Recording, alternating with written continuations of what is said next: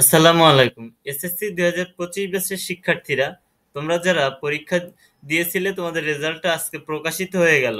এখন তুমি এই রেজাল্টটা পেয়ে তোমার আশানুরূপ রেজাল্ট হয়েছে কিনা, তোমার যদি আশানুরূপ রেজাল্ট না হয়ে থাকে, এরকম হয়ে থাকে যে 4.89 সামান্যর জন্য প্লাস হয়নি, কিংবা তুমি সামান্যর জন্য ফেল করছো, কোনো একটা সাবজেক্টে কোনো কিছুর জন্য তোমার একটা মিসিং এর জন্য তোমার ফেল হয়ে গেছে, তো এখন তুমি কিন্তু একটা অ্যাপ্লাই করার মাধ্যমে তোমার এই রেজাল্টটা চেঞ্জ করে নিতে পারো।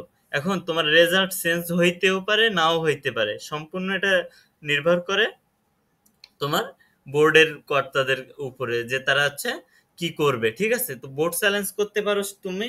বোর্ড চ্যালেঞ্জ করার জন্য তোমার কিছু টাকা খরচ হবে, কিন্তু তুমি যদি ফেল করো, অনেকেরই এরকম অহরহ স্টুডেন্ট আছে যারা ফেল থেকে পাশ করে। আবার একেবারে 4.89 যাদের সামান্যর জন্য প্লাস হয় না, তাদেরও কিন্তু বোর্ড চ্যালেঞ্জের মাধ্যমে প্লাস আসে, অনেকেরই আসে। অহরহ এরকম স্টুডেন্ট আছে যারা ফেল থেকে এ গ্রেড পায়, এ প্লাসও পায়। ঠিক আছে, সুতরাং ফেল থেকে পাসও করে।